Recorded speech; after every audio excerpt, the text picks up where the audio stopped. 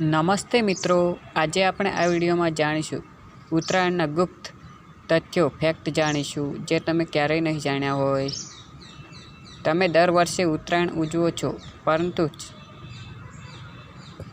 પતંગ ચગાવો છો, ઊંધિયું જલેબી ખાઓ છો, પણ શું તમને ખબર છે કે ઉત્તરાયણ માત્ર તહેવાર નથી, પરંતુ વિજ્ઞાન, ઇતિહાસ અને સમાજ સાથે જોડાયેલ એક મોટો રહસ્ય છે. આ વિડીયોમાં આપણે ઉત્તરાયણના એવા તથ્યો જાણીશું જે કદાચ તમે સ્કૂલમાં ક્યારેય ન શીખવ્યા.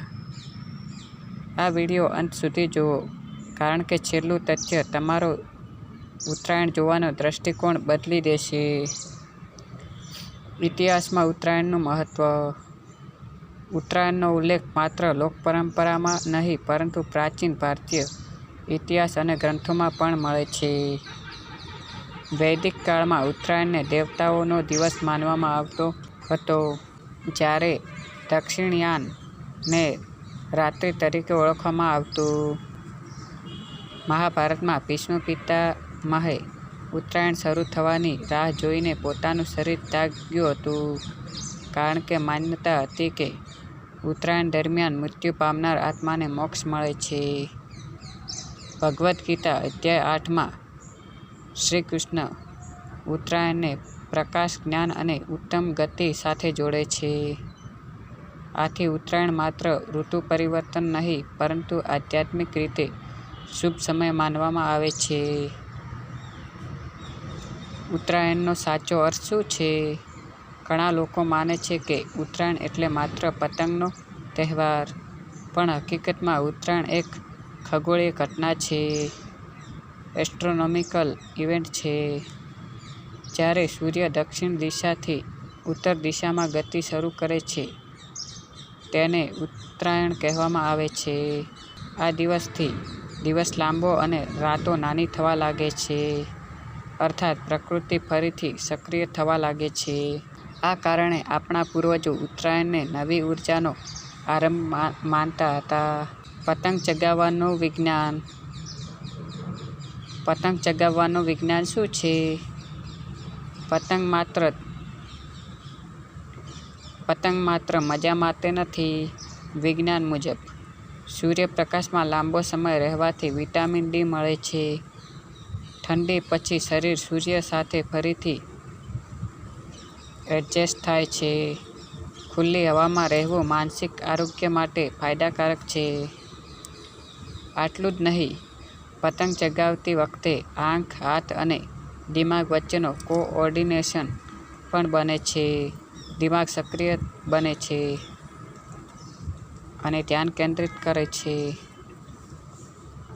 અને મગજ એક જગ્યાએ સ્થિર રહે છે અને ધ્યેય પ્રાપ્ત કરવા માટે સક્રિય થાય છે.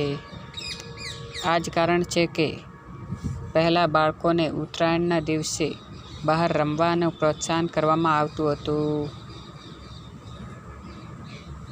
ઊંધિયું અને તલ ગોળ શા માટે?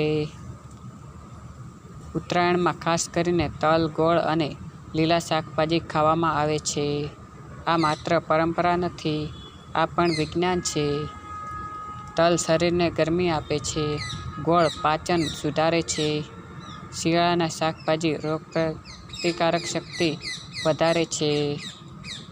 આ જ કારણ છે કે આપણા દાદા-દાદી ઉત્તરાયણને હેલ્થ ફેસ્ટિવલ તરીકે જોતા હતા. ઉત્તરાયણ અને સમાજ વિશે જાણીએ.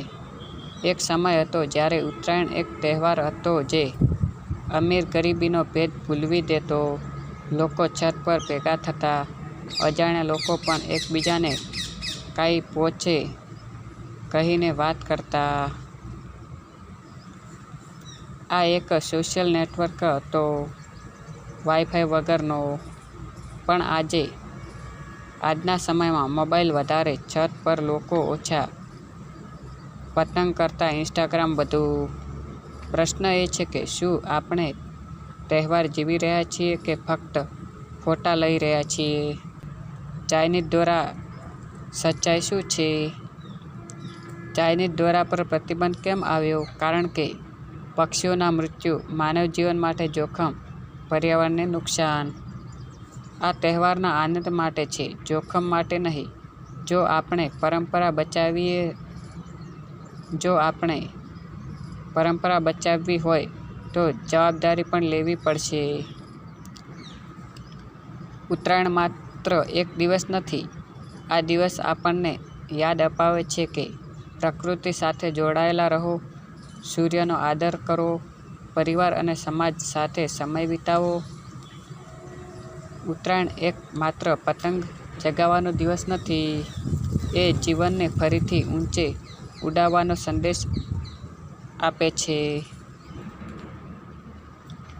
આ ઉત્તરાયણ પર એક પ્રશ્ન પોતાને પૂછજો: હું ફક્ત પતંગ ઉડાવી રહ્યો છું કે મારી વિચારધારા પણ ઊંચી લઈ જઈ રહ્યો છું?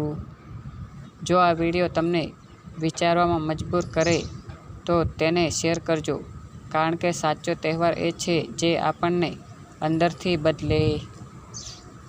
તો વિડીયો પસંદ આવે તો વિડીયોને લાઈક શેર કરજો, ચેનલને સબસ્ક્રાઈબ કરજો. મળીશું એક આવા જ ઇન્ટરેસ્ટિંગ વિડીયો સાથે. ત્યાં સુધી જય હિન્દ, જય Bharat. Thank you for watching video.